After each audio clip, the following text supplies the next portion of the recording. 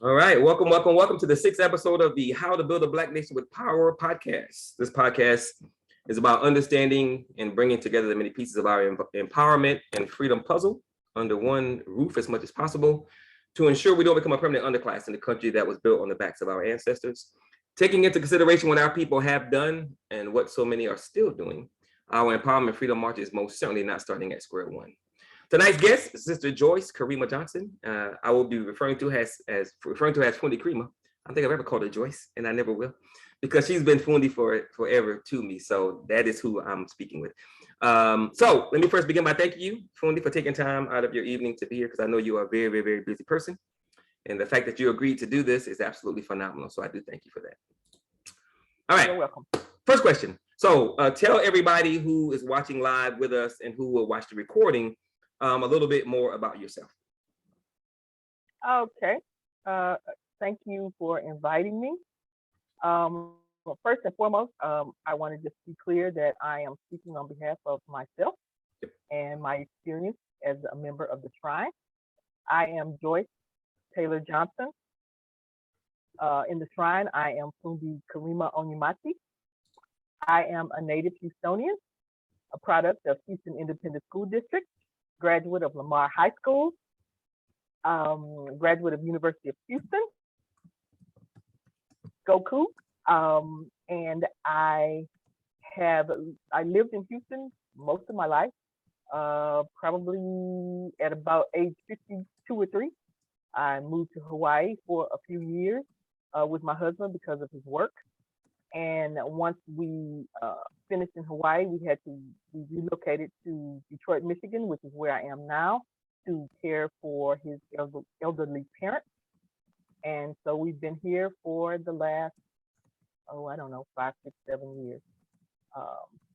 And I don't know, if you have any specific things you want to know, I'm happy to talk about it.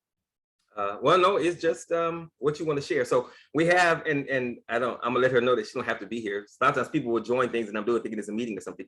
So Sister Shannon is a member in the movement already, so she'll be part of the, I guess, the studio audience, if you will. So I'll let her know. Sister Shannon, can you see and hear me okay? Yes, I can. Okay, just FYI, this is not a meeting or a presentation. I'm just interviewing a member of the church. So if you okay, so you are fully aware as to what's going on, correct? Yeah. I wanted to tune in, so yeah. Okay, cool. All right. So Fundi, Sister Shannon, real quick, she is one of our newer members in Denver, Colorado, and she is someone, and I've told her this several times, we have her name on a few lists because she's an absolutely phenomenal young sister, and I'm thinking she's going to help us do great things. So, and she's been watching the interviews, and she's really a big fan now of Cardinal Bayou and Cardinal Monifa. So that's Sister Shannon. Awesome. Okay. Love you. So you were born in Houston. So I'm assuming your parents are also from Houston, or somebody other than your husband from Detroit. Everybody from Houston? No, my family is from Louisiana. My mother's Opelousas, Louisiana. Okay. And my dad is from Shreveport, Louisiana. Really? I was born in Okay. Yeah. Okay. I didn't know that. Okay, my husband's from Detroit. Yeah, I know that because he got a little gangster side. I get it. All right, cool. All right. So all right. So I refer to you as Fundi because, like I said, that's what I've always called you there. Or I'm not sure if I ever, I guess it was Sister Karimah up to a point.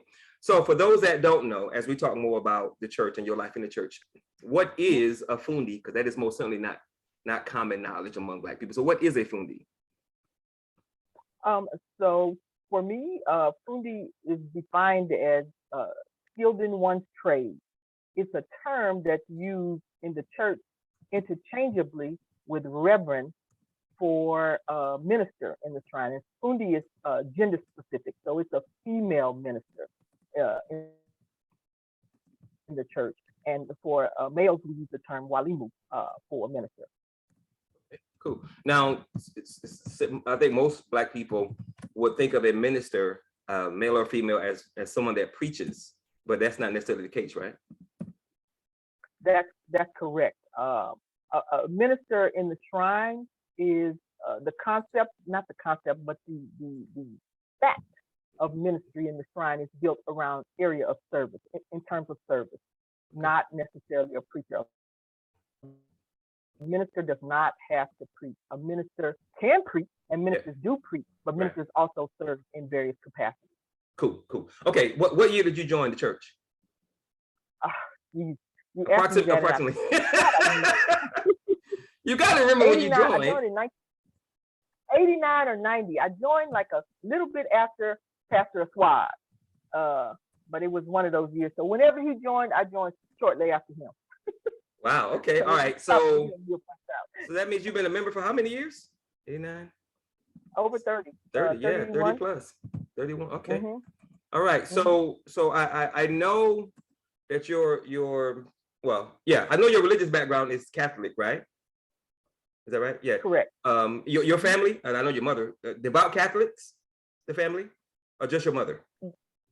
No, actually, in my nuclear family, me, my mom, my dad, in my household, my mom and I went to Catholic church, and then my mom married my stepdad, who is my dad, right? Mm-hmm. And he was actually a Jehovah's Witness. He was a member of Jehovah's Witness. Okay. Yeah. Okay. Cool. So our house was kind of divided in terms of religion. I was participated in Catholicism to the hilt. Mm-hmm. And my mom went to church with me. She went to Baptist church. She went to the Kingdom Hall with my dad to teach peace. We did it all, right? But my dad was a Jehovah's Witness, and he was that till he died. Okay. But I was a member of the Catholic Church, fond of all of the rituals and sacraments of the Catholic Church. Mm-hmm. I loved the idea of being a member of the Catholic Church. Okay. What was it difficult in the house with two very powerful religious positions? So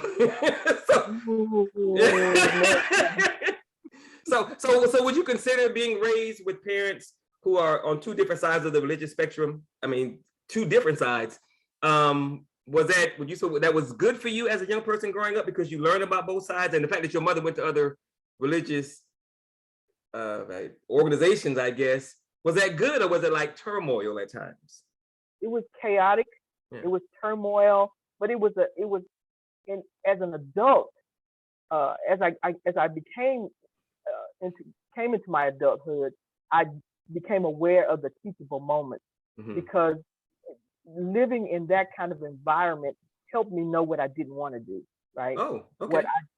Oh yeah. I was like, so for me, I would, have conversations with my dad about his religion and what he believed, because mm-hmm. that was just the way it was. My dad was a staunch believer in his theology, right, his religion, and he would evangelize at the drop of a hat.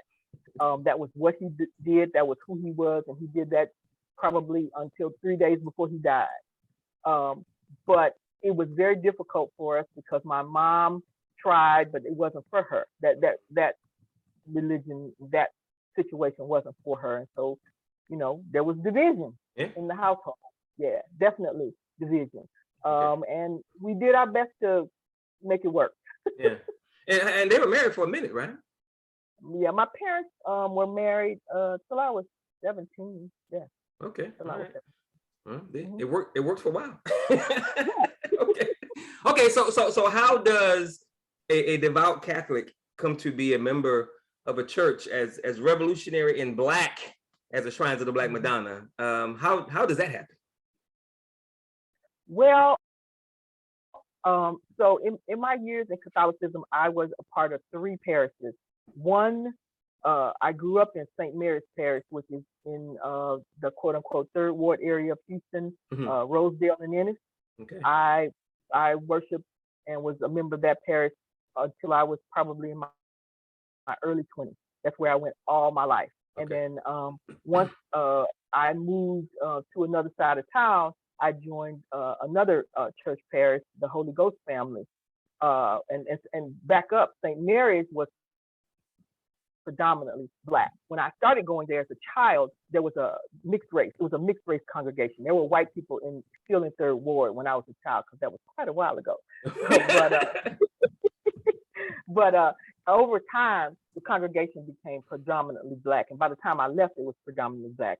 Okay. But I moved to southwest side of town and joined another church, in which I participated fully, volunteered a lot, worked with the youth ministry, loved the church, loved the people, the priest. It was just great. And then I guess when I was about 28 or so, I moved again. I purchased a house, and so I moved to another area, and I decided to worship in that area. So I joined the church in that parish, and that was around the time I was introduced to the shrine. The church that I joined was just a little drab compared to the other two churches I had been a part of. As I said, I was fully engaged in the whole idea of Catholicism and the rituals and rites and all of that, the pomp and circumstance. I mean, we in the second church, Holy Ghost, we didn't. I don't even think we had music. We didn't have a choir. We didn't have musical instruments. We just sang. Wow. We sang without. Wow. We sang without music. Yeah. Okay. And this is a Black congregation? No, this was mixed. This was mixed race of Black, Hispanic, and white. All right. Well, that explains it. We sang without instruments or anything, and I can just remember crying. Taking the sacrament, just being filled with what was the Spirit for me. Yeah. Yeah. And so then I moved on to this other congregation, which was predominantly Hispanic, and the people were nice as all get out. Mm-hmm. But it was just, I guess, I don't know, I couldn't get with that congregation. And so I actually was introduced to the shrine by a brother who is now my husband. You were his Malekio? Yeah. What? Yeah. Okay, all right. Yep, I was. And he was a COR king in our no doubt in our work environment. I'm telling you, he reached out to the Black people in our work environment. We worked in a company that was a large company, but with the kind of jobs we had, we weren't around a lot of Black people. Right. But the Black people he was around, he talked about the shrine and about his experience in the shrine and what it meant to him, and just about unifying Black people in the whole thing. And so anyway, over time, he invited me out to church, and I was reluctant because I was a Catholic. Why would I go anywhere else? I didn't like my church, but I wasn't going nowhere. Right. But anyway, over time, I joined the church. I mean, I visited the church, and I think it was about 6 months after I visited that I joined. Okay. And as a devout Catholic, was it difficult to go from that religious spectrum of things to this completely Black religious side of things? Was it difficult? It was completely Black, and people had music and instruments, and they stood up when people were singing, and you couldn't see if you were sitting down. Right, that's right. People would feel Spirit in the shrine, and they would stand up and clap and get into the rhythm of things. And in the Catholic Church, we sat with our hands folded, right? That's what we did, right? And so it was a little bit different, but the discovering the beauty of my Blackness, I knew a little bit about that, but it was just having it reinforced in the environment of the shrine just made it just very appealing. There was nothing unappealing about it, and so that's what helped. Okay. You didn't talk about this as far as when I said tell people more about yourself. So you talked about the environment that you and Walimu Siddiqui, her husband, were working in. What was your major in school at U of H, and what was that environment? What did you do, and what do you do now as far as your professional side of things? My major in school was computer information systems, and so since I graduated high school at 17, I have been working in the environment of computers. Back when I graduated, we called it data processing. That's what I was, a data processor. That's old terminology. I worked in the computer. That's when the mantras were this big. I'm telling you, I ran a computer room as the lead at 24 24, 25 years old. Only sister doing that. Yeah. For about 4 or 5 years in a multi-million-dollar corporation. Right. Wow. I didn't Okay. realize the significance of that. It was just what I did. Right. Yeah. But yeah, we worked in a what was it? A geophysical company. Okay. And I'm assuming that Walamu Siddiqui, your husband, he was programming at the time. He's a software engineer. Yeah. Yep, that's exactly right. Yep. Now, really quick, slight off-topic question, just a tad bit. Now, we can't see Walamu, but for those who don't know, he's a fairly handsome brother. You know, he's decent. So when he approached you by CR, you were like, yes, I'll go, just because of how he looked, or you were like, no, man, you got to work for it. Again, I was dedicated to. You were Catholic, right? I got you. Okay. Yeah. No, it wasn't like that at all. Gotcha. All right. So was your joining the shrine hard for your parents, father in particular, since he was a Jehovah's Witness and your mother was Catholic? Was it difficult for them when you joined the church? Absolutely difficult. For my dad, my mom, a little bit, but my mom and both my parents were always supportive. Right. My mom was kind of a little bit nosy, so she wanted to know what I was doing, who these people are. I'm going around, and just because of the shrine was located in a neighborhood that my grandmother lived in since I was 12, right? Oh, wow. So okay. I knew about the shrine. Yeah. Yeah, that's a little bit backstory. Yeah. But I knew about the shrine. My grandmother lived about 6 streets down from the shrine, and so we knew about it. Okay. But there were misnomers and things about the shrine, and so my mom said, well, I want to go behind the fence at the MPR and see what's going on in there, Yeah. And I said, okay, and so mom came in, got to meet the people, got to know people. She couldn't remember everybody's name. Yeah. She couldn't pronounce everybody's name. Yeah. All these African names, what's going on? But she was and has always been very supportive of my affiliation, membership, engagement with the shrine and members of the shrine, and adores many people that I've come in contact with in the shrine. I know your mother has visited a number of times. I've seen her there a lot. Did your father ever visit? Well, I'll tell you this one thing. This is very significant. My dad was a Jehovah's Witness, and so they did not worship in other. Oh, that's right. They don't go into other people's. Yeah. Okay. I was married in 1991, and my dad asked to come to the church and give me away. My daddy put on a tuxedo and came inside the shrine and walked me down the aisle to meet my husband. He had never done that before. That's a big deal. It was a huge deal. It was a big so huge, and I was so happy and proud of him. My mama was too, and he had another wife at the time, but she was still proud. Okay, cool. So did you cry more about that or about getting married? Because both of those are really, really heavy events emotionally. Which one was heavier for you as a woman? Your father doing that or getting married?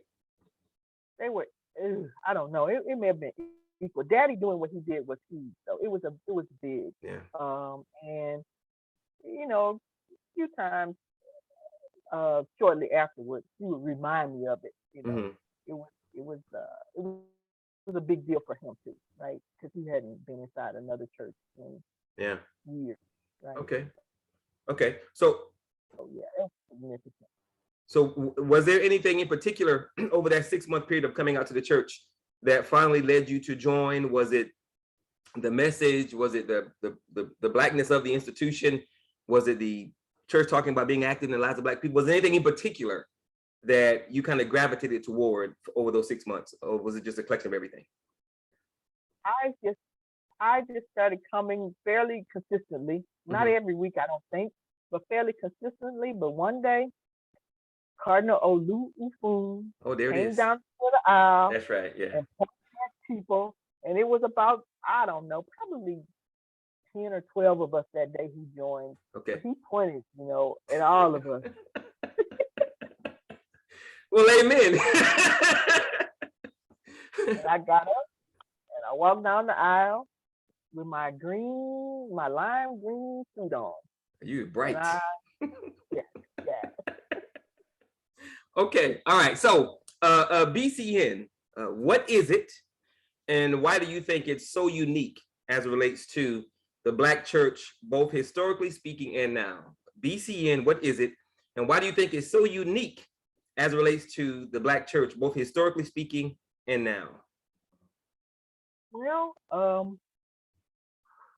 for me, it's the truth, the philosophy, theology, history, and ideology of the church as it was given to Jeremiah Bebe Ajima. It's defined by him, right? I think it's so unique in that the notion of Black Christian nationalism is or was at the time kind of a bold notion, a bold thing to say out loud and be out loud, if you will. Yeah. And nationalism, I guess it connotes certain things in certain people's minds, but yeah, people call that now unapologetically Black or African. Yeah, that's what they say now, but we've been that way for a minute. Right. Yeah. And it was at the time, you know, it was a bold stance to take publicly and unashamedly. And you hear that a lot now too, unashamedly Black. You hear a lot of churches talking about they're the Blackest and they're unashamed and all of that. Right. And Bebe was unashamed and Black for a while. Before us were born. No doubt. Okay, so I'm glad you mentioned Cardinal Olu, because I often share with people from the church and even people not in the church that it absolutely breaks my heart when I see pictures of Martin Luther King or Malcolm, and I don't see pictures of people that we had in leadership from Jaramogi on down, because you know, Fundi, as well as I do, that we had some phenomenal leadership, absolutely phenomenal leadership. From when I see MLK, I want to see Jaramogi. When I see Martin Luther King, I want to see Cardinal Olu, because to me, Malcolm X, I want to see Cardinal Olu, because to me, he's on that level. Cardinal Sondai, Cardinal Olu. When I see Angela Davis, I'm thinking about Cardinal Monifa and Cardinal Abi.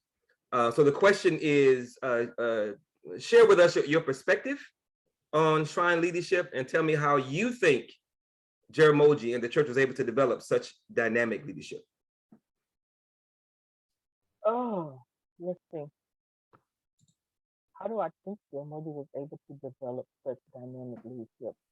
If I'm honest, please be. I think Jaramogi Bebe was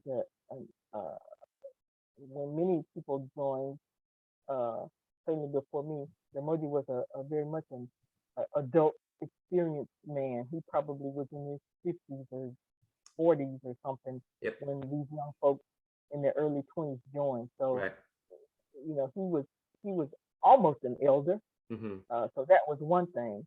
But I think he was from what I hear them say, he was an influential and charismatic person who was able to who they respected. I think part of it had to do with just that, respecting the authority of him and seeing his example, and maybe and these are this is a hypothesis because I don't know for sure, right? But I'm just thinking about what I've seen. I believe that tremendous efforts were made to develop the people that we called our leaders. I think a lot of energy went into it. I think there were probably some people who came into the church who were maybe older than some of those teenagers and 20-somethings that you may have spoken to, who already had leadership abilities and skills that they also shared with Jaramogi. And so Jaramogi Bebe, he was probably very in tune. Well, not probably, obviously. He was in tune. And he uh, helped nurture and cultivate those young people into being the leaders they became, in probably in many aspects. I don't know that maybe it was him in totality, but certainly he had influence. Yeah. Him. Okay. And, yeah. Okay. In my conversation with Brother K. Fing and all the Cardinals so far, Cardinal Mutmaki, Cardinal Bayou, Cardinal Manifa, we talked a lot about the holy orders, especially Brother K. Fing and I, that were created by Jeremiah Church leadership. The Holy Order of the Maccabees, Holy Order of Engemia, which I had never heard of. The Holy Order of Kumumba, another new one. The Holy Order of Nzenga, the Holy Order of Nehemiah. So Fundi, what is your definition of a holy order? And why do you think they were, and even now, so important? What is your definition of holy order, and why do you think they were then and even now so important? I think the holy order, for me, is just a group of people who come together and function around a common goal, theme, or purpose, right? Okay. For example, like the Maccabees are a holy order in the church, and the Maccabees are their primary goal in terms of functioning. One of their primary goals is security. Yeah. That's what they secure right. The Black nation, right? Yeah. So I think that's what holy order represents to me. I think not everyone is a part of the holy order, right. or holy orders, and so it could be perceived, and not everyone wants to be a part of the holy order. I guess say that too. But for some, it may have been a situation where it could be perceived to be an elitist kind of thing, because in certain situations it may be, like for example, the Holy Order of Nzenga, which I was a part of, was a group of sisters. It was an order of sisters who came together. In my estimation, and they'll probably kill me when they hear this, but we were a group of women who, in some cases, may have been overachievers, but people who could be called upon to go above and beyond. But on the other hand, there were people who were not a part of the Holy Order of Nzenga, who would also be considered overachievers, high achievers, and go above and beyond. So, in a weird kind of way, I was thinking about this, and I thought, and it just may sound crazy too, but it's like, I don't know, for me, Holy Order of Nzenga is like what may be akin to a sorority. Okay. Okay. But sororities typically, sisters come together and organize and fellowship and experience around a common cause and purpose. And so that's what it's akin to in my mind. And again, I'm speaking for myself. I don't know capacity. Right. Okay. So I know for the Maccabees, you get drafted into the Maccabees, as I was for security of the church and other things. Is one also drafted into the Holy Order of Nzenga? Okay. So what does it mean to you? What did it mean to you for them to see enough in you to bring you into the fold of the other sisters? What did that mean to you to be a part of the Holy Order of Nzenga? Oh, I was absolutely excited. I was excited and honored.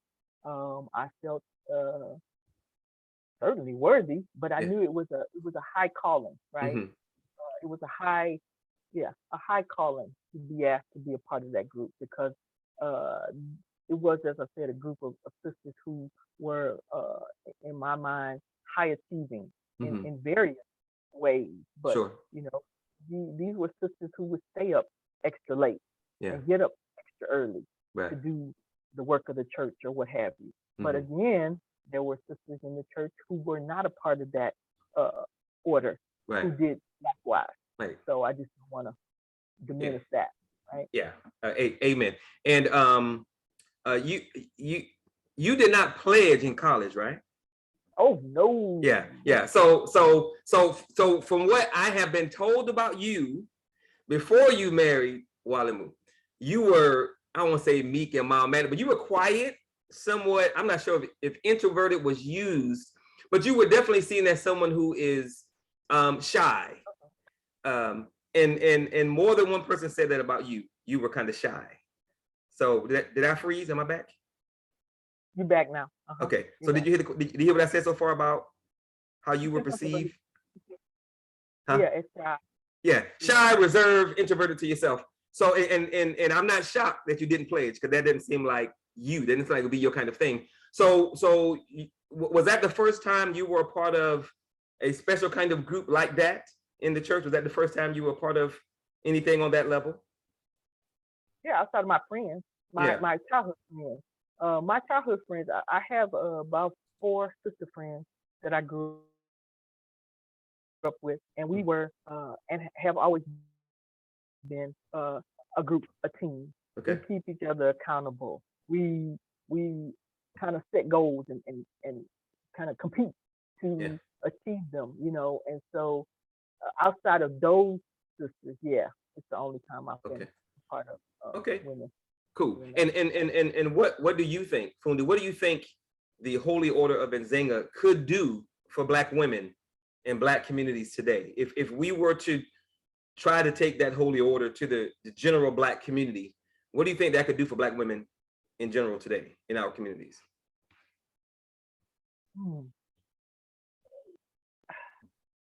The experience, I guess I could speak from the perspective of the experience I had. I think it could be very positive and helpful in terms of just helping Black women to kind of love each other more in spite of us, to work together better, to collaborate more. But by the same token, again, that's what I think in a lot of cases the goal of sisters who participate in sororities and other kinds of female clubs have in mind to do. Sure. And in some cases they have a measure of success, and others they don't. Yeah. But as it pertains to the church, that was a good group to be a part of in terms of helping to keep me accountable, to push me, to encourage me, and for me to contribute my skills and myself to. Yeah. So I guess it could. I don't know. Like I said, there are women's groups doing a lot of things now. Okay. So it may have been somewhat unique to us as Black women back then, but now there's sisters doing pockets of sisters doing great things in their own right now. So we could certainly I'm trying to think of the word. We could recreate that, Okay. And do good things. Okay. So in all of my in all of the previous episodes of the podcast, How to Build a Black Nation with Power, I've spoken a lot about historic programs the church created, like action groups, the group process, and more devotionals. But I want people to know that we were about more than just developing our members internally. We were also trying to help change the environment in the community that we were a part of. So I want to know a little bit about those community-oriented grassroots activities that the Shrine was engaged in. So I'm gonna ask you about a few of them, and I want to get your feedback. And I had no idea, I did not know that your grandmother lived a few streets down from the Shrine. So this first one is really going to be a doozy.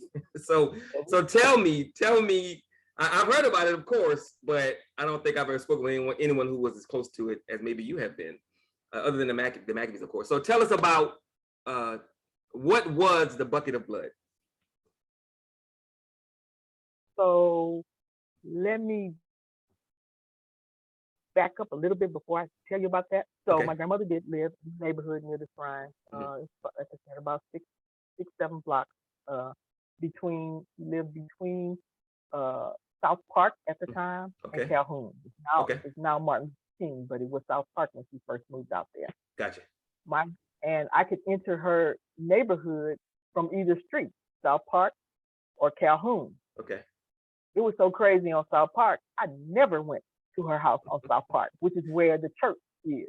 Okay. On South Park, now Martin Luther King. Gotcha. I never went to her house on that street. I always went on Calhoun. Mm-hmm. So Bucket of Blood was, I guess, a name that was coined for an apartment complex, which was located next to the Missionary Training Institute that was owned by the shrine, where cadre members and other members lived. They were missionaries in training, and so it was their housing complex. Mm-hmm. And so, pardon my cats in the background screaming.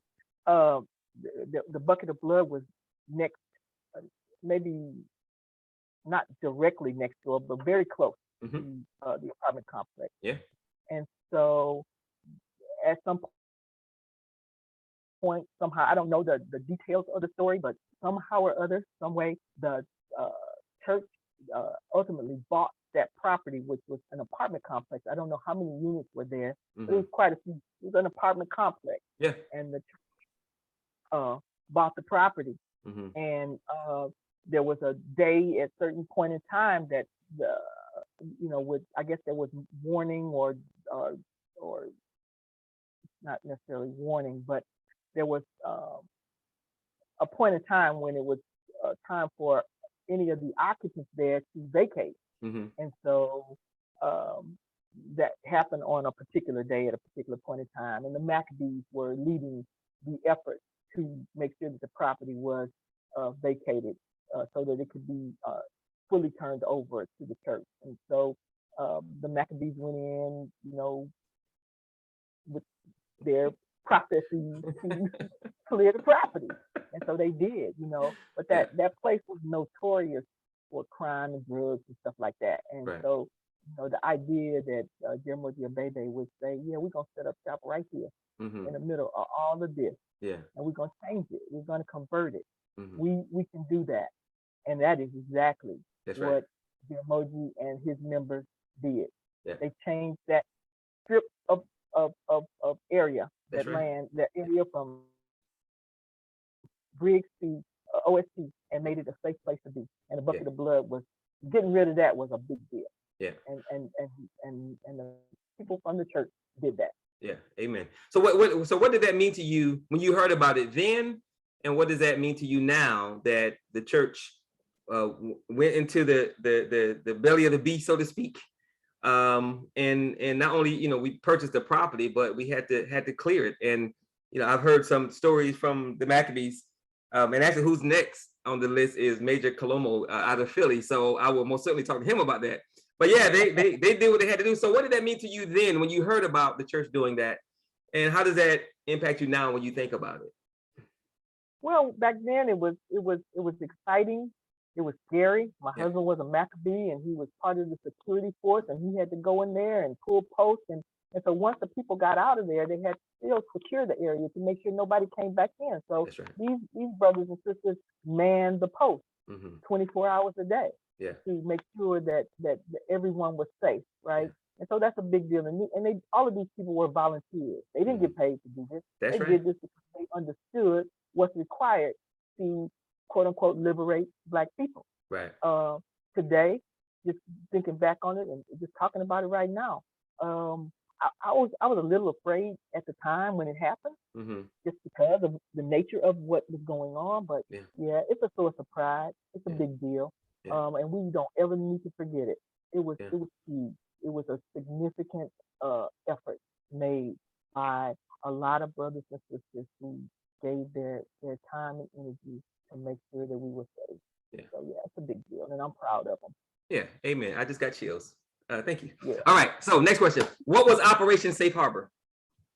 Ooh, that's my favorite. One of my favorites. All right, come on. Safe Harbor was a project that was established as a result of Hurricane Katrina in Houston. Houston, again, as I said, had the Missionary Training Institute. It was a housing complex that was purchased by the church for the purposes of training missionaries. And much prior to my being a resident of the Missionary Training Institute, I think it was pretty well occupied.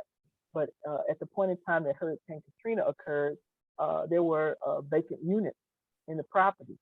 And so Operation Safe Harbor was established to provide housing for residents who were running from the ravages of Hurricane Katrina in New Orleans. Yep. And so a group of church members from Houston and the other regions were able to put together a task force that allowed us to prepare apartment units, provide in terms of providing places for people to sleep, food, have clothing drives. I have a clothing drive.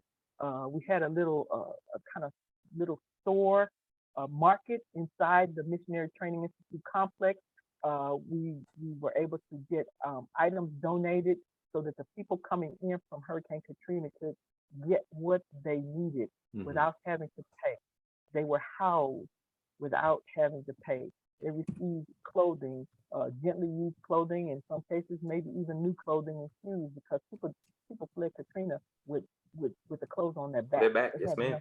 That's right. And the beauty of Operation Safe Harbor was that we had no idea at the time that it occurred that we would be doing this. And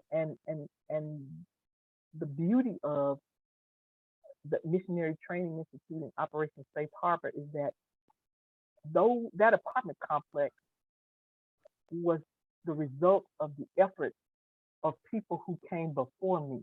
I just happened to be a worker bee at the time. Right. But the apartment complex being acquired and all of that was the result of many people who were alive and gone on, or people who had passed away. The effort that they had put into it to make sure that we had that property there. And so that project was a real big source of pride for me, because we came together, a group of people. We didn't necessarily know everything to do. Right. And we followed the spirit, and we certainly took direction from people who may have been experts in putting together, crisis management teams. But we did this work with just regular people, with just volunteers. And it resulted in people having a place to stay when they otherwise would not.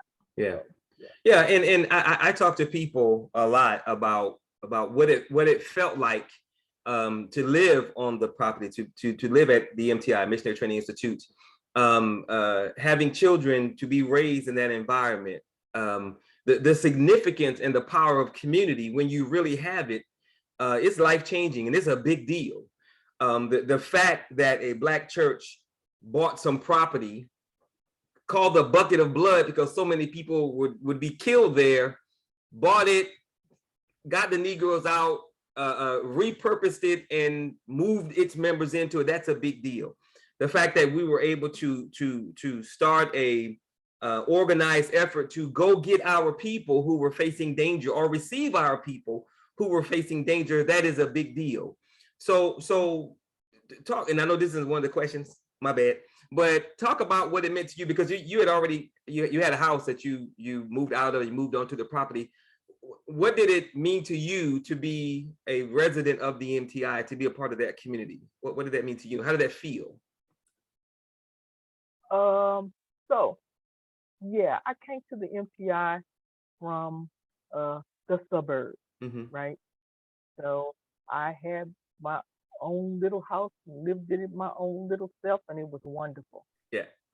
And then I came to MTI, and after a little while, just a very short time, the MTI was like a haven, a safe haven. Being around people where you could live in your apartment and not worry about locking the door at night. That's right. Or getting out of your car, being a part of an apartment complex with other people, and you didn't have to lock your door. The Maccabee would come around when he or she made rounds at whatever late time, and make sure your door was locked. I didn't have children of my own, but I raised my nephew. I cared for children in Toto House. Spent the night over there with them, and it was all. It's almost magical when I think about it. yeah, it was a beautiful thing. And I don't want to glamorize it too much, because certainly there were things that happened. There were Oh yeah, issues. of course. There was no perfection. Right. It's not perfect. Yeah. But the idea and the notion and the majority of it, yeah, it was goodness. It really, really was. Yeah. And for a time, I moved out of the MTI, and that was well, I moved out of MTI, and that took some getting used to also, right? Right. Going back to Yeah. living in a single family home, Right. and making sure the door is locked when you go to bed, as Sure. opposed to not worrying about it. Making Right. sure your car's garage are locked, as opposed to not worrying about it. So it was some adjustment on both sides, but certainly going into the MTI, it was like yeah, I've never experienced anything like that before, and I would imagine that many of the people who live there might say the same. Yeah. Yeah. I used to tell people when I used to go out. I'm sorry, go ahead. No, I just said it was a unique experience. When I used to go out doing COR, community outreach, I used to tell people that living at the MTI was the closest thing to heaven Black people will ever see, because you got a group of Black people trying to do a Black thing for one another, and they're safe. Like I said, my kids were raised in that environment until we eventually moved, because we were getting our first house. It was a big deal, and just to not have to worry about the safety of your children, who's watching your children, to know that they're going to be taken care of from the time they wake up to the time they go to bed at night. So it is most certainly an experience that every Black child and every Black person needs to have the option of being a part of a safe environment. And to be honest, Fundi, unfortunately, we had one family after Katrina that, their value system was different than ours, so we had to get them out. And that was the first time that I had seen the HPD officer on the property in 20 years, because of course we had our own security. So I tell people, like, can you imagine a Black community that doesn't need to call the police?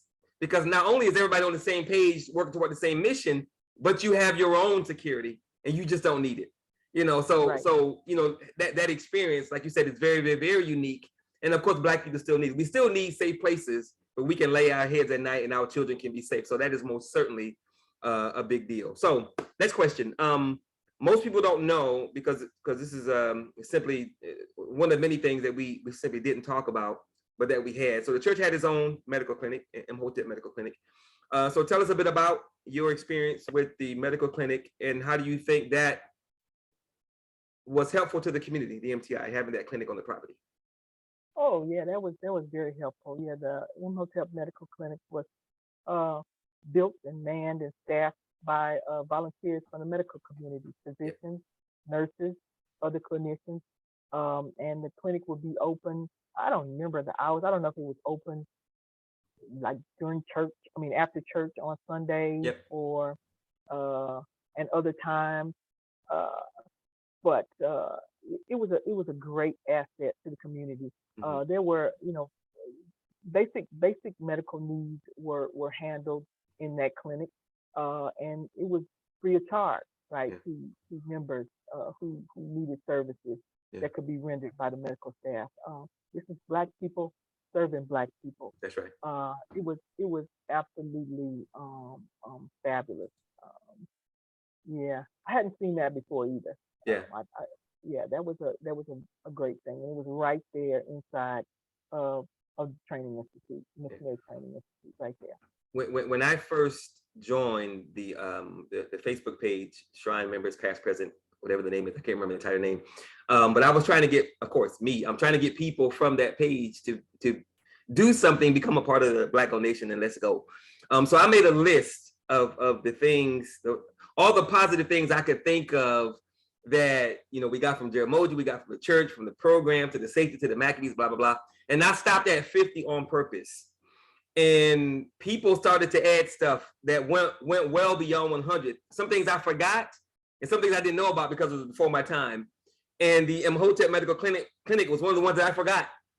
So it's just, it's like, and in Operation Safe Harbor, of course, I was there, I was in the midst of it all, but I didn't know that there was an organized effort to do whatever. I thought we were just taking Black people in as they showed up. I had no idea, so it's just so many things that we've been blessed to be a part of, that we've experienced that most Black people will probably never experience, and Black people still need that stuff. So if I'm trying to get people to realize, which is one of the reasons why I'm doing this show, the podcast, how to build a Black nation with power, you cannot do that if you don't have a strong foundation and belief system of trying to liberate and or save people. Everybody has to be on the same page as much as possible. You can't do that if you don't have individual Black people who are trying to become a group of Black people. You can't do that without strong leadership. You can't do that without an agreed upon a set of norms and or rules that you're going to live by. So the whole idea with the podcast is to get Black people to, like I said in the beginning, to realize we're not starting from square one. Especially those of us who've been the members of the Shrine. We are most certainly not starting from square one. And I when I look at some of the things that Black people are wild about now, some of the conversations Black people are having now, the Shrine was having in the 70s. So even now in our, I'm not sure how to define it, but even now in the state of the church now, we're still a lot years ahead of so many people because of Jeramogi and the leadership that we had. And the fact that I just forgot about the clinic. We had a medical clinic on the property. And it's one of the many things that I forgot to mention because we had so much stuff. So anyway, all right, on to the next question. I think one of the things that make this Shrine so unique and special is our grassroots thinking, our realistic program responses, and life-changing activity for Black people. So taking into consideration what you said about the Bucket of Blood, Operation Safe Harbor, and the Imhotep Medical Clinic, and all of this from a Black church with an overall program for complete empowerment and freedom for Black people. So how important, Fundi, how important do you think it is for the Black church today to continue this type of on-the-ground grassroots activity? Well, I shouldn't say continue. How important do you think it is for the church in general, the Black church in general, as well as the Shrines of the Black Madonna, to continue this type of on-the-ground grassroots activity and realistic program responses to the Black pain and suffering of our people, if we know that the Black church can make a difference, because most of the Black churches are in the Black community? How important do you think it is that the Black church get involved in the lives of Black people, especially if it's right there in the Black community?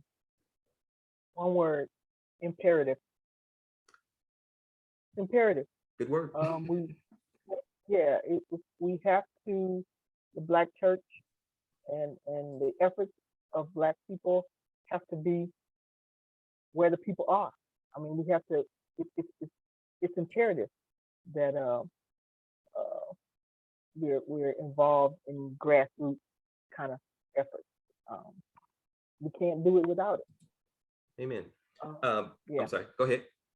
No, go ahead. Okay, we actually have a question from Facebook, so I'm gonna ask Brother IJ out of Atlanta. Awesome brother. I'm trying to recruit him to be to run for one of our offices in the election that we're having this year. And the issue we're having is that he has so many skills that he brings to the table. We're trying to find out where our brother fits. So Brother IJ says, this is his question: would a holy order be a group of people who took a particular task as a divine responsibility? That is his question to you.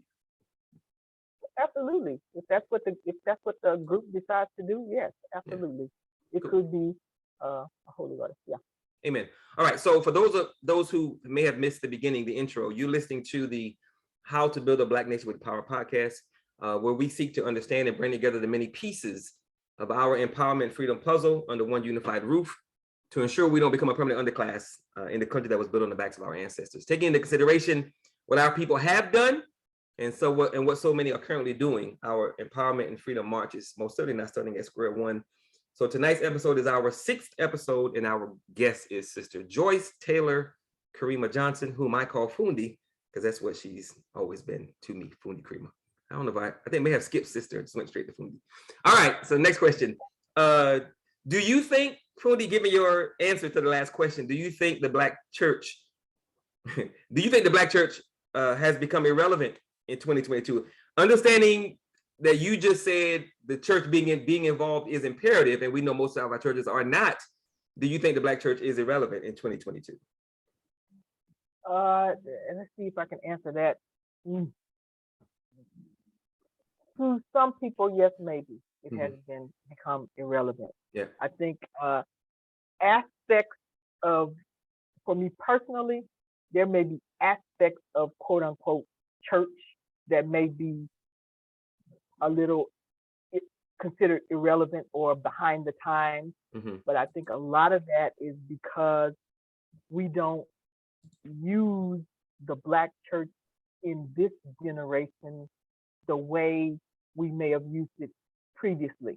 Okay. The Black church was previously a place where Black people came to organize and plan to build, because the Black church was what we owned in the Black community, and nobody could come in and tell us anything about anything. That's what Jeremiah Bebe did.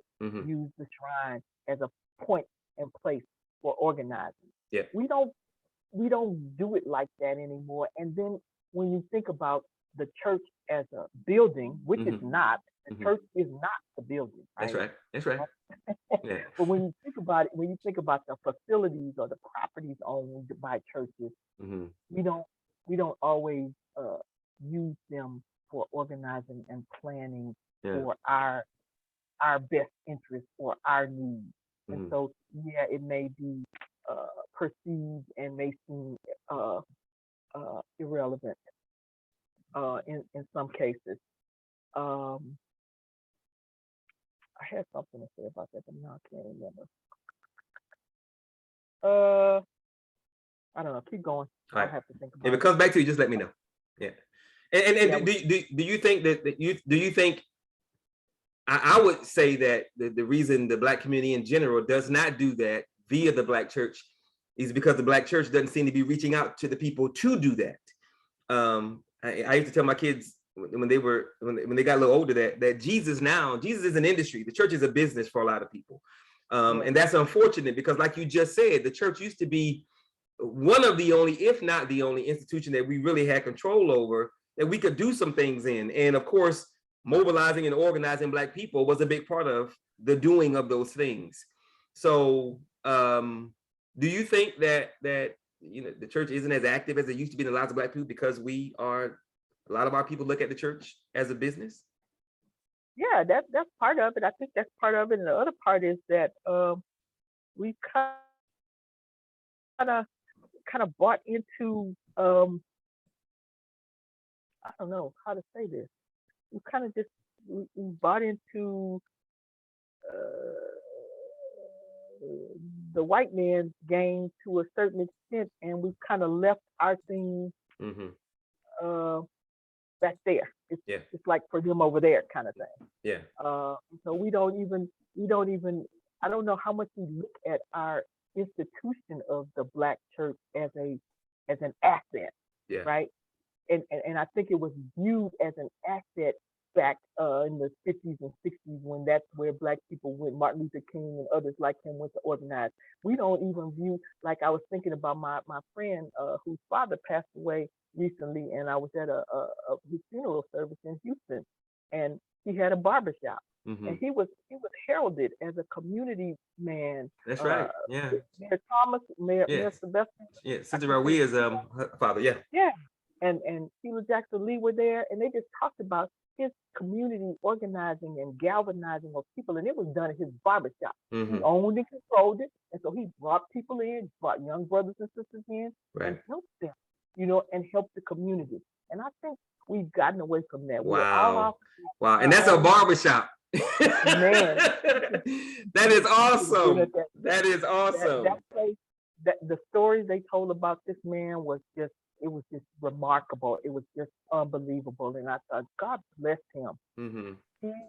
And there were so many people there who talked about how he organized, and he used his barbershop, his institution that he owned. And so what I'm saying is that, to your point, like I guess maybe in some cases churches are business for a lot of people. Sure. And so we've departed from using it as a source in the buildings, the institute, the physical structures as places to come and go. But again, you have to think about it in terms of, with the internet, the church is not necessarily in a Right. physical location anymore. So That's that's a right. whole problem to solve. Yeah. I think it's easy, but it's a whole nother way that we have to look at. That's because you've always been in technology.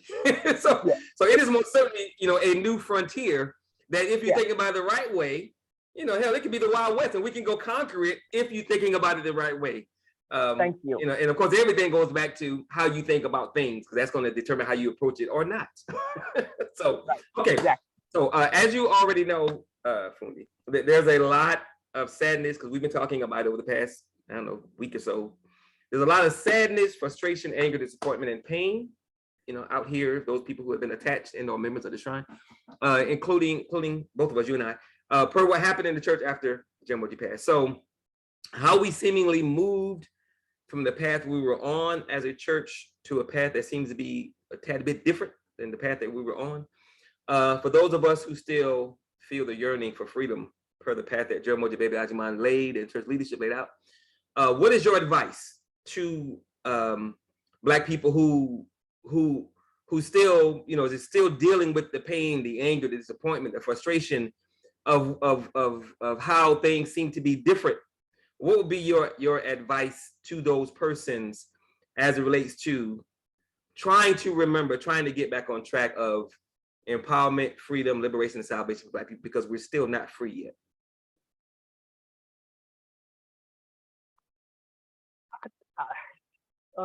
So people who feel a certain way because things are different.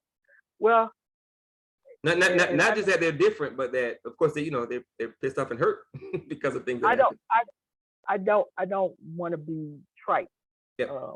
And insensitive in my response, but I want to say that we have to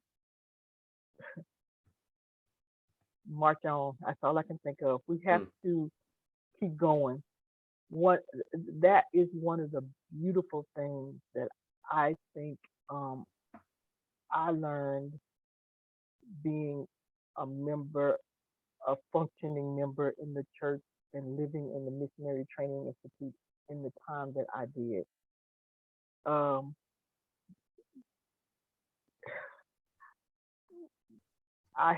Life's not perfect. There have been situations where I may have felt I was wronged or hurt, and I had to feel the way I was going to feel about it. Mm-hmm.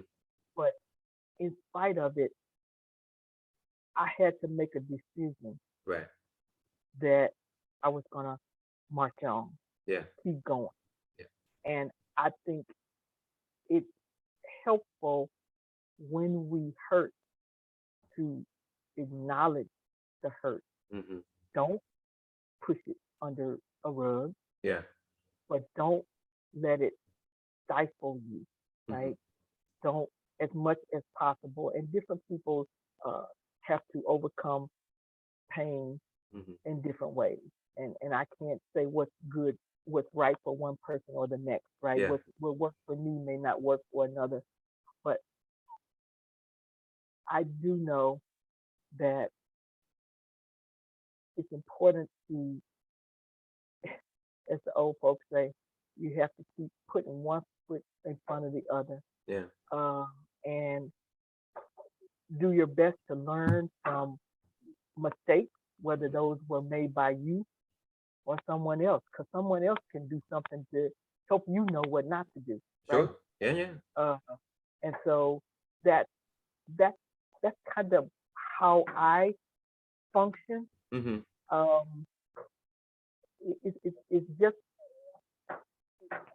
just a very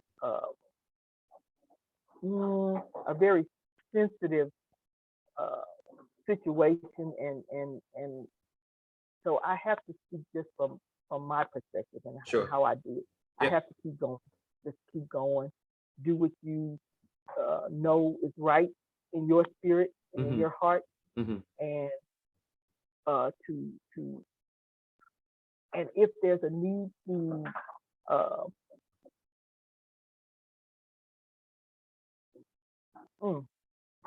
I don't know, if there's a need to reach out if there's a need for outreach, then maybe you have to be the one to reach out as opposed to waiting for outreach to come to you. Right. It just depends.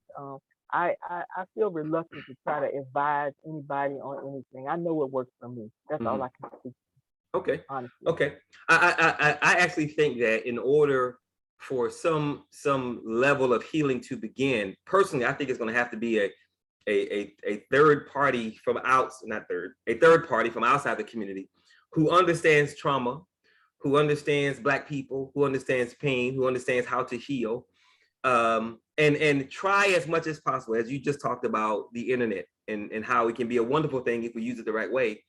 I think it's going to take, a come to Jesus meeting facilitated by somebody who wasn't a member.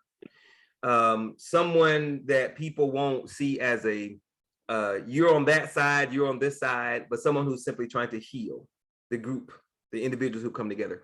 So do you think that kind of effort would work, trying to have an online group meeting where we talk about what we're mad about, what we're hurt about, how we feel, whatever, not trying to say, don't worry about your pain, because that's ridiculous. We got to get through that. We got to deal with that. But like you just said, we have to continue to put one step in front of the other, because Jaramogi Bebe, the shrine, everybody that came before us, they have given us the blueprint, or a big piece of a liberation and salvation blueprint. And if we have the faith of a mustard seed, we can make some things happen. We just talked about what it meant to live on a property ran, owned and controlled by Black people. We talked about this list that I made of 50 things, and I forgot a whole bunch of stuff, and people added to it. So there's a lot that we've been blessed to be a part of that, of course, not only we still need, Black people still need. So do you think that kind of effort, online group meeting, if you will, come to Jesus meeting, whatever we call it, do you think that would be a productive first step toward healing from everything that our people have been through, who were members of the church who are no longer members because they're hurt about something?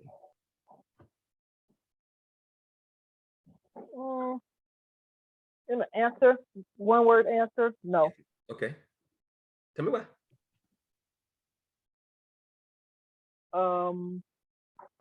As much as I am a proponent of online engagement and okay. on that, yeah, probably not. Yeah, that's just me. I don't know. It could Amen. work. Yeah, and I get you. I'm of course I think it's always better and easier if it's live and people are there in the same room, but somebody might throw a shoe and we don't want that. All right, next question. So for you, who was the most influential person in leadership in the church, and why? For you, who was the most influential person in the church for you, and why? Wow. Hard question. Because I don't know if I have the most influential person. Mm-hmm. There are many people Okay. who are in the church, who have been in the church, who I have known for years, people who I have recently met since I moved to Detroit.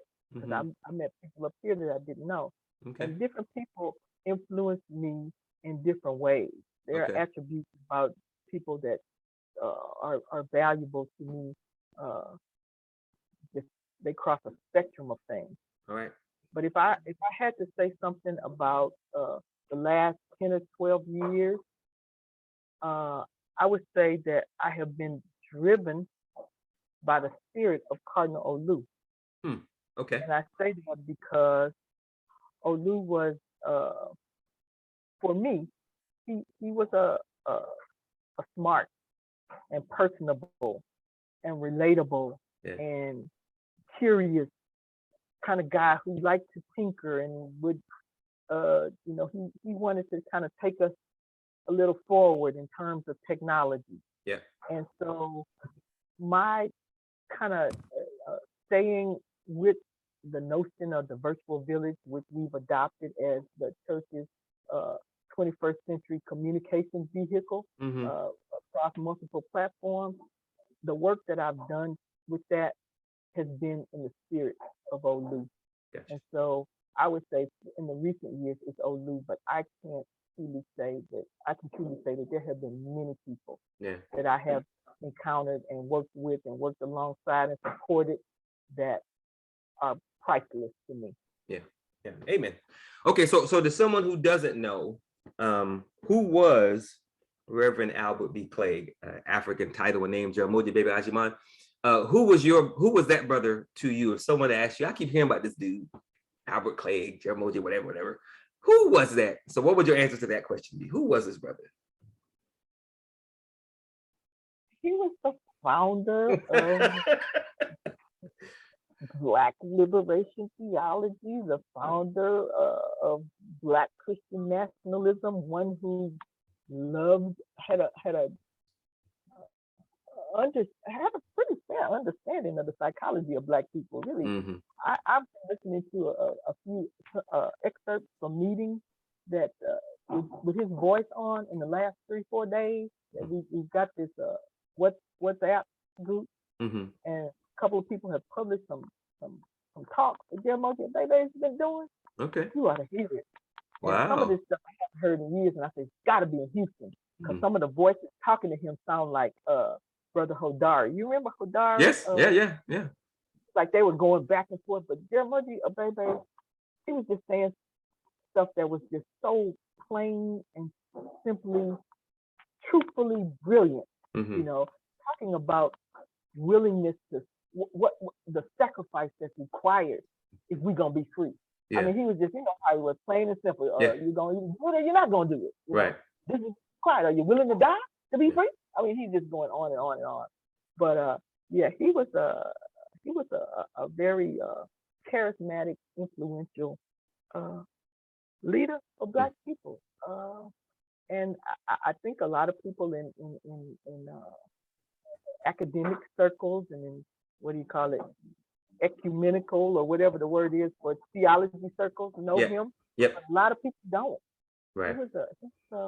He was super and charismatic, meaning, I guess by that I mean influential. He could get things done.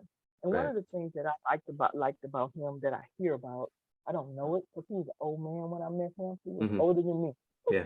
But what I hear about him is that he was an idea man.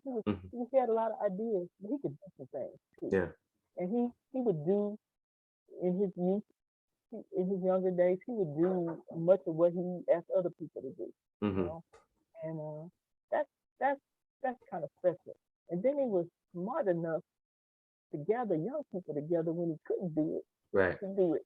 You know, and motivate them and encourage them to keep on going and encourage them and show them how it could be done. Right. And that he was a special guy. Would you say he was a genius? Oh, absolutely. Yeah. Because he figured out he knew he had to work with young people. It wasn't no doubt. It was obvious, you know. And I don't know how long it took him to get there, but by the time I hear the stories, you know, and by the time the people that are 50-year people now came in, he was working with young people. So he learned it at some point.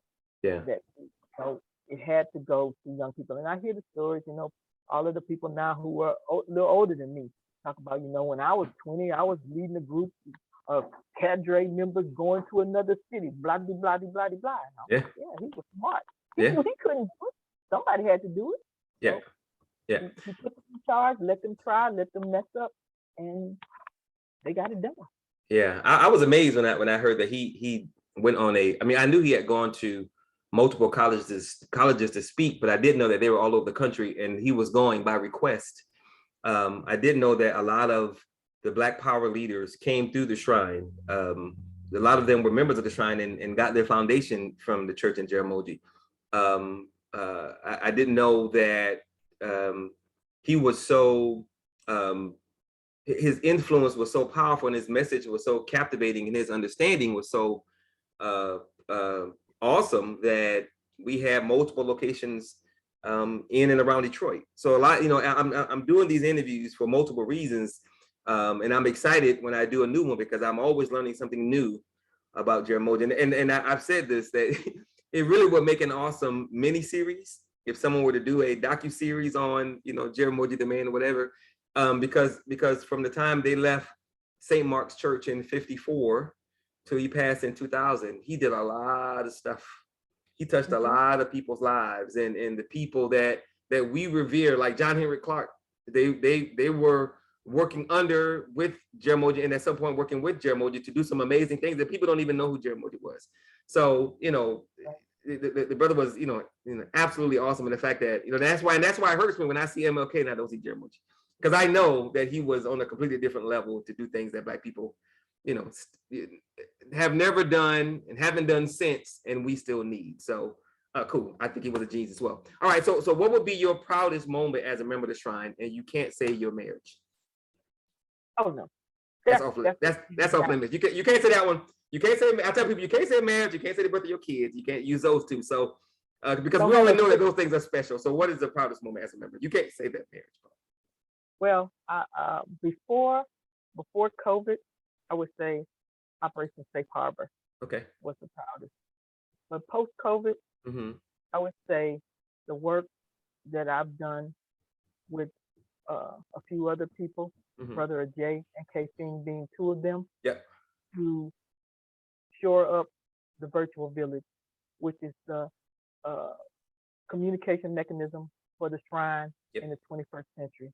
The virtual village was established, and the virtual village is not just producing Sunday content, but the virtual village is the mechanism to share information across locations, geography, about and for Black people.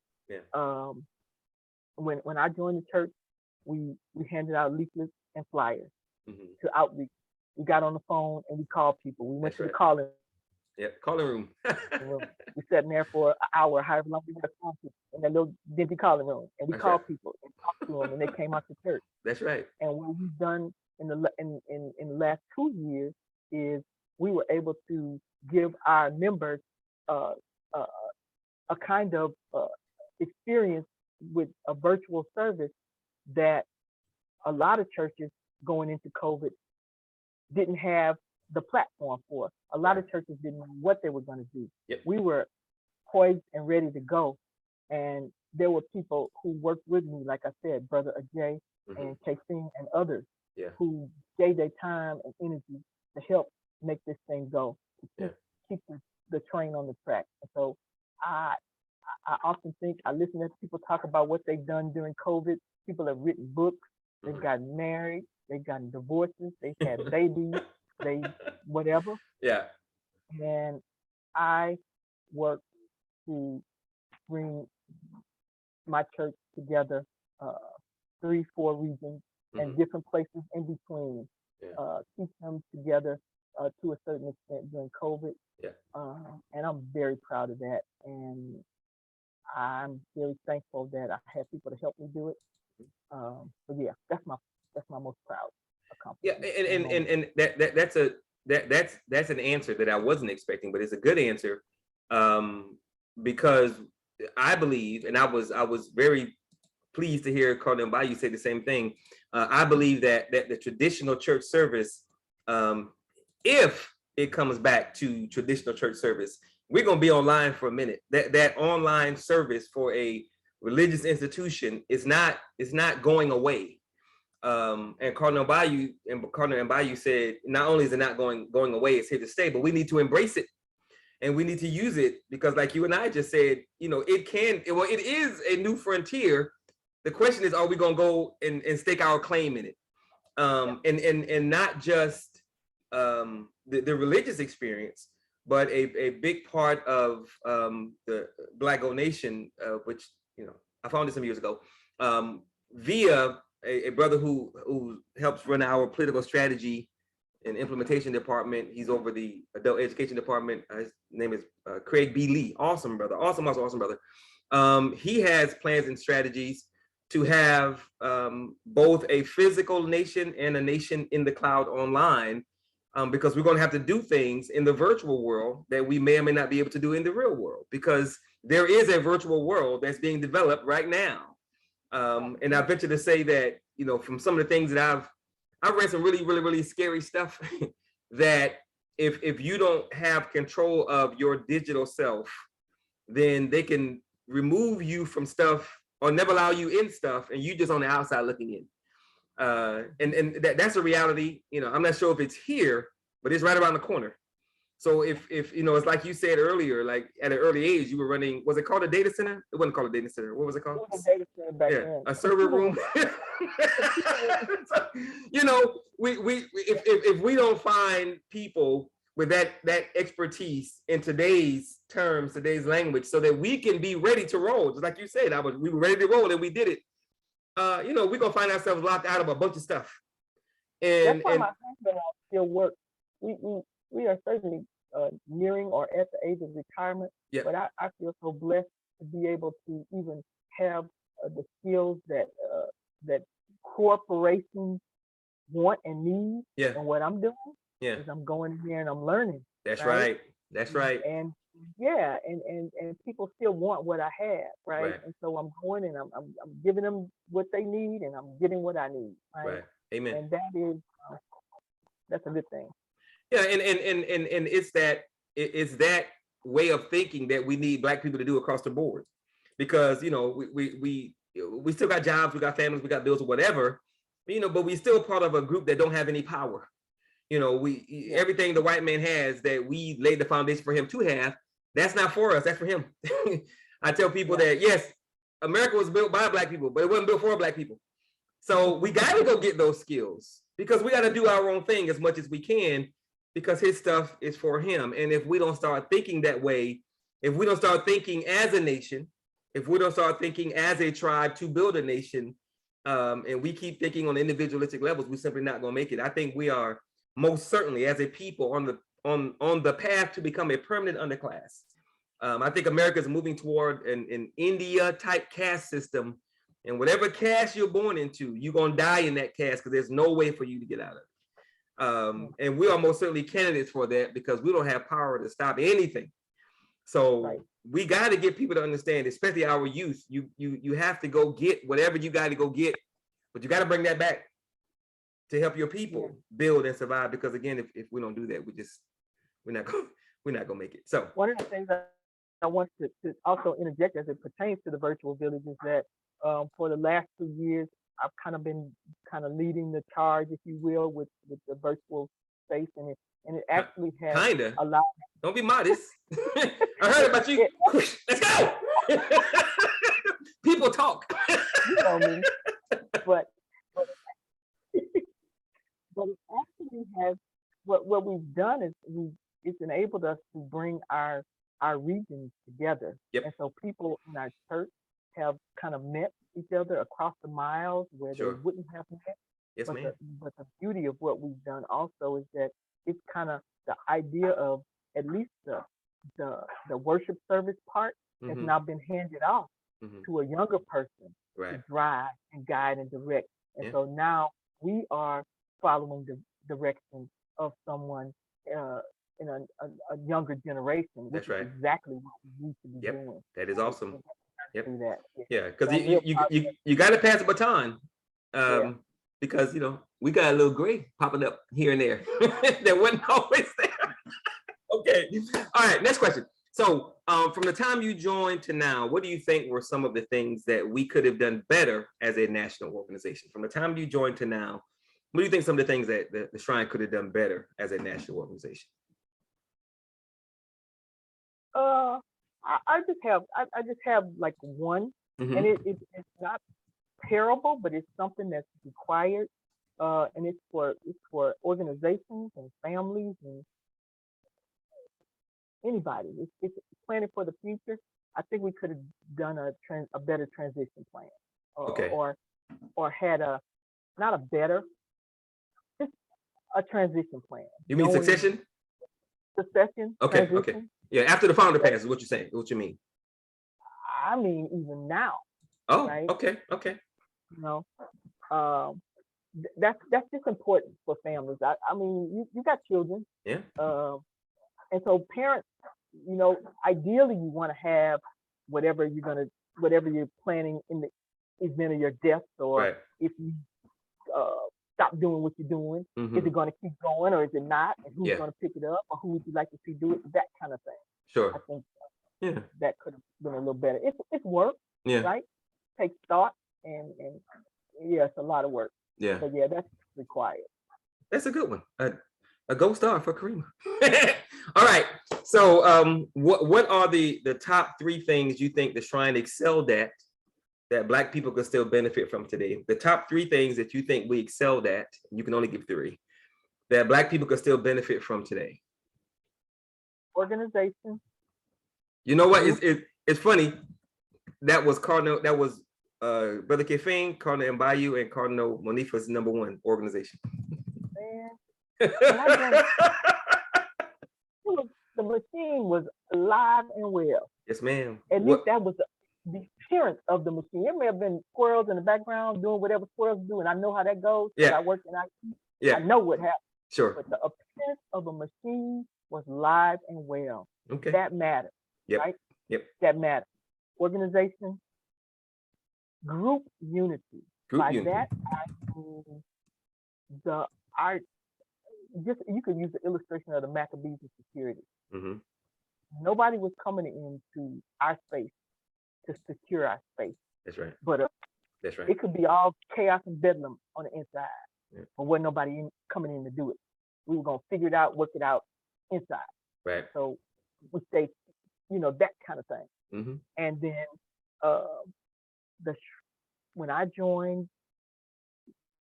the Shrine was excellent at keeping the mission at the forefront of people's minds. By the time I joined, I guess that was a few years into Beulah Land. Mm-hmm. Beulah Land was huge. That's all we talked about was Beulah Land and raising money. And oh man, that was just a big deal. Yeah. Raising money for Beulah Land. And they never let us forget it, Mm-hmm. right? And we went out reaching and did this and that and the other, had special drives to get this land. Yeah. And so, they did a very good job of Mm-hmm. keeping it on our minds, right? Yeah. Propagandizing. Sure. Yeah. So those are the 3 things. For people who don't know, what is Beulah Land? Oh, yeah. Tell everybody what Beulah Land is, because people don't know. No. Okay, I'm not going to even try to quantify on the number of acres. I'll say several thousand acres of farmland. Right. That's owned, or land. Mm-hmm. I won't say farm, land. Yeah. That is fully outright Mm-hmm. by the Sons of the Black Madonna, located in Calhoun Falls, South Carolina. Okay.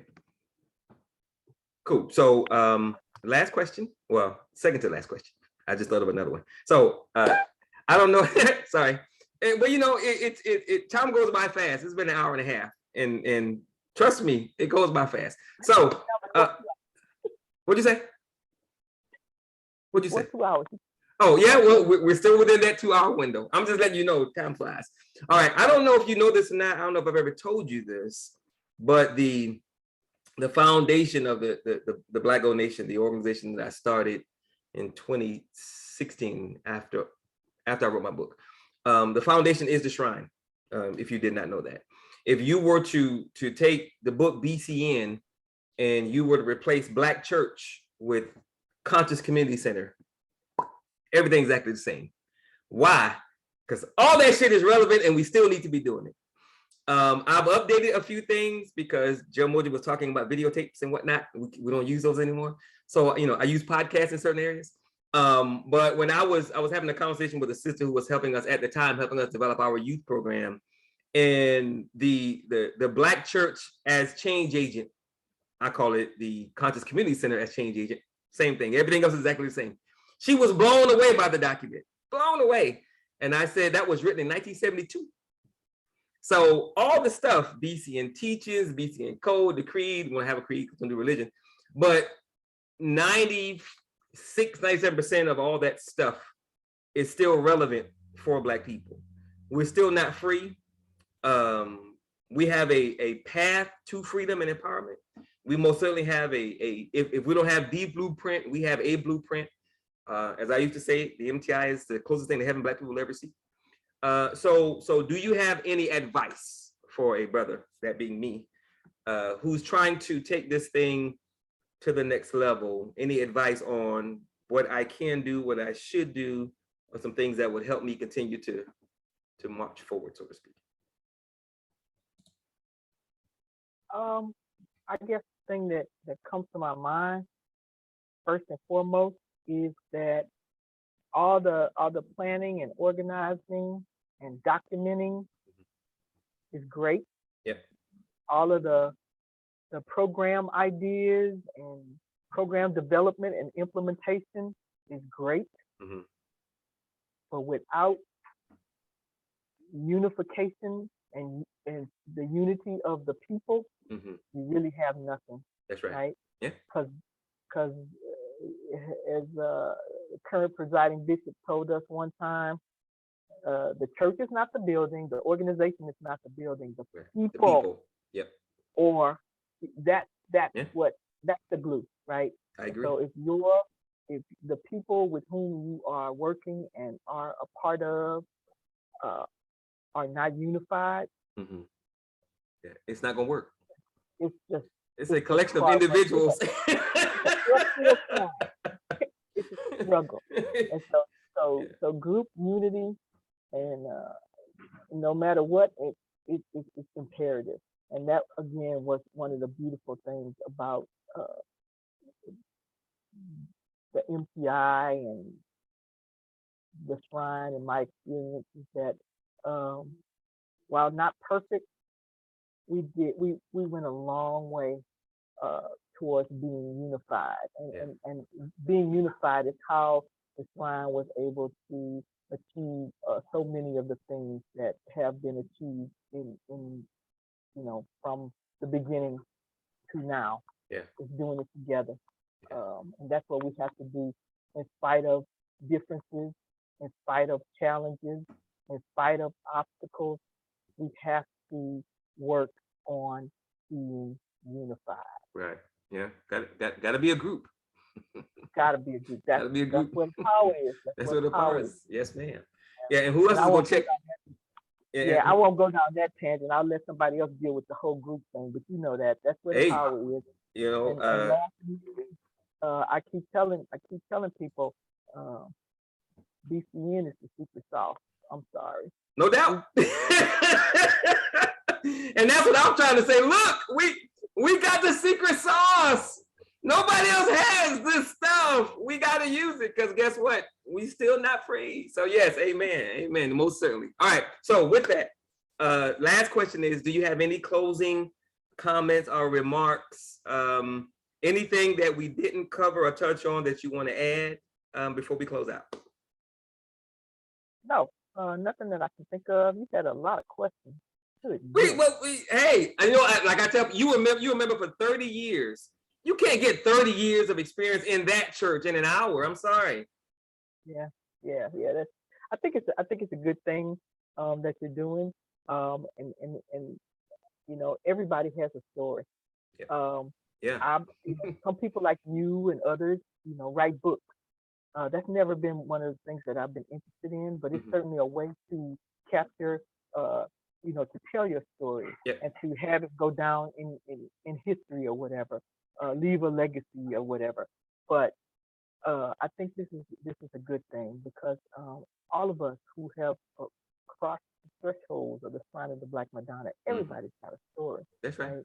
Yeah. And so I'm glad that I had a chance to talk to you. It wasn't as painful as I thought it would be. No. I don't know why people are so worried. It's just and you said it in the beginning, Fundi, it's your experience from your perspective. You can't get that wrong. Right. So it is what it is. And like you just said, there's so many, everyone has a story. And my thing is that not only does everyone have a story, but your story matters. Yeah. Your perspective matters. And I don't care if you are upset, if you're pissed off, if you're happy. I don't care, because your story, your experiences, your joy, your pain, all of that matters, because the title is How to Build a Black Nation with Power. You can't build it if you can't get through the rough patches. You can't get it if you don't hear about the rough patches. You can't get through if you don't understand there are going to be rough patches. We're trying to build a nation. It ain't gonna be, like you said, it ain't perfect. We know about the squirrels. Yeah. There has to be squirrels. You know? And when you think about what we've been through, I have a presentation that I do when I'm trying to bring people into this thing, and there's one slide in particular, Fundi, that has a bunch of bullet points on it. If you were to add up all the years of everything that we've been through and how long they lasted, slavery, Jim Crow, all the years of everything we've been through, what we're still going through, it would be over 3,000 years of stuff, literally stuff that we've been through. And you know, we ain't received therapy one. Right. So when you think about it, when I think about what Jaramogi did and what he built and what he laid out and the leadership and the programs, blah, blah, blah, with a people who have been conditioned to hate themselves, that is some phenomenal ish. Yeah. You know, that is the secret sauce. And that question, do you think he was a genius? That wasn't always there. But as I hear more about this brother, whom I was blessed to be in the same energy field with, that's awesome. Yeah. So you know, to me it's, and I know I'm different.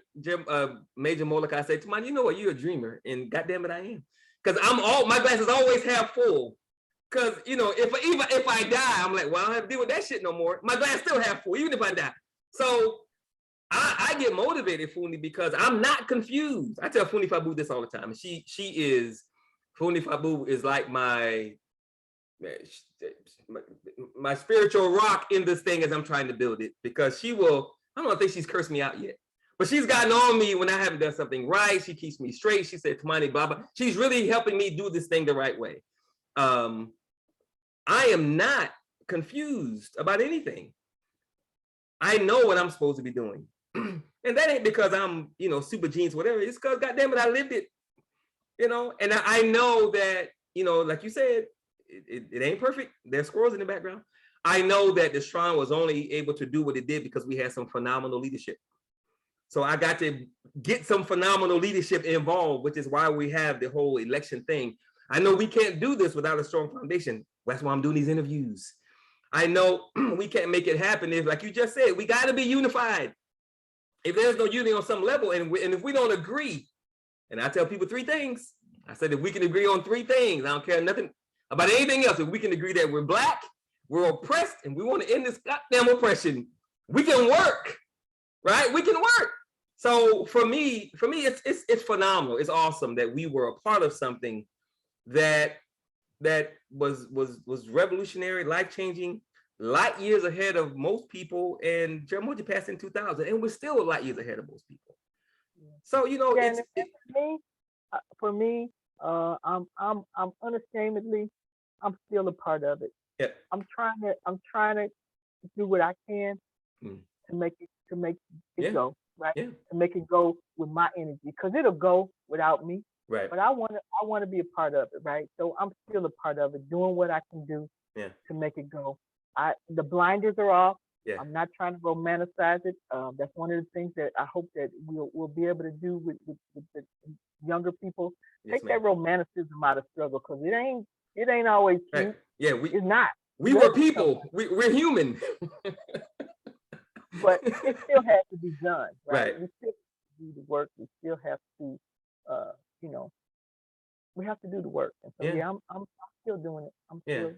And I remind people that if and I tell people this, that if any person was active in the church for just 1 year, if you were active in the church on any level in 1 year, in that 1 year, you would have more of an understanding of nation building than 99.9% of Black people.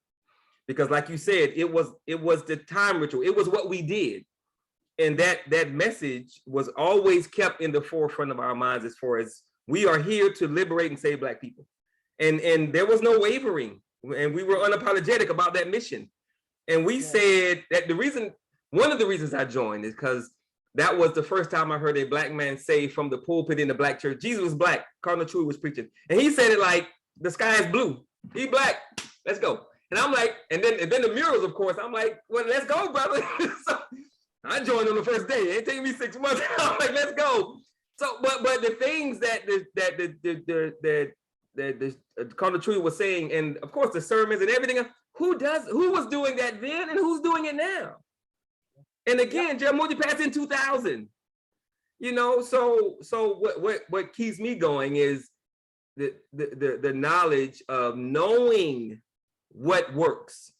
And like you just said, I know what don't work. You know, I know that if we don't have a solid group process, it ain't gonna work. I know if we're not unified, it ain't gonna work. I know if we're not willing to deal with one another, that was some bullshit. I love you, but that was some bullshit. It ain't gonna work. We can't romanticize it because we're human. Yeah.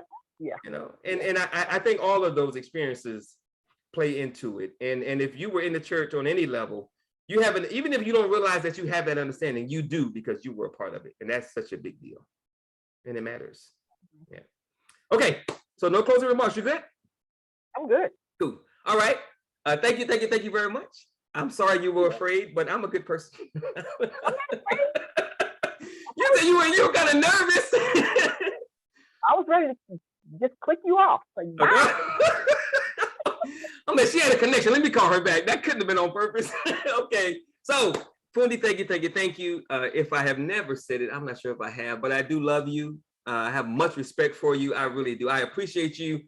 And I said this to Cardinal Mbayu, Kefang. I don't think I said to Mutimaki because he was in another region, but definitely Cardinal Manifa.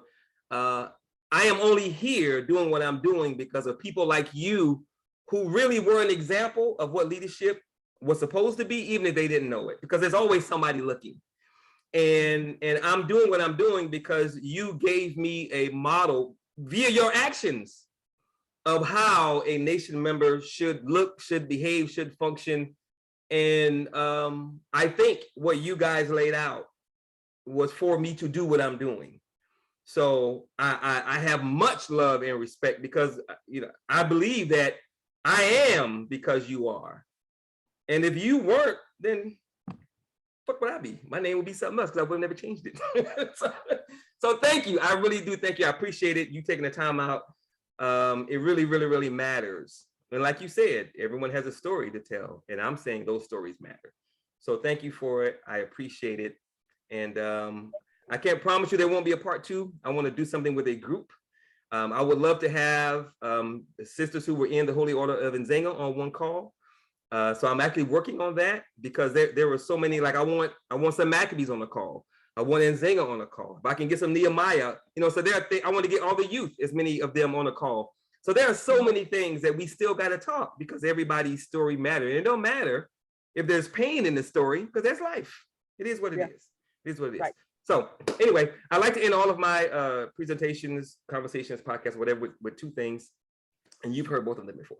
One is always remember that no one can do everything, but if everyone does something, everything will get done. And absolutely always remember that nothing is more sacred than the liberation and salvation of Black people. So with that, Fundi Karimah, thank you very much. God bless. Tell your husband I said what's happening, and I will be in touch. Thank you. See you later. All right, bye-bye.